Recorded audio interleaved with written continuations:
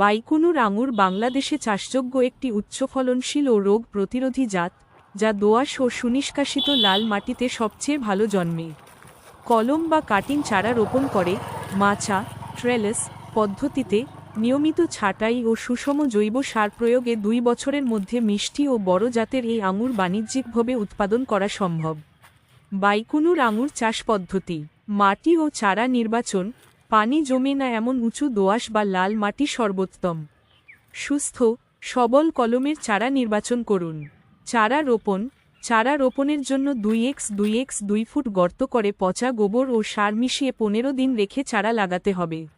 মাচা তৈরি ট্রেনিং: চারা বাড়ার সাথে সাথে কংক্রিটের খুঁটি বা বাঁশের মাচা তৈরি করে দিতে হবে।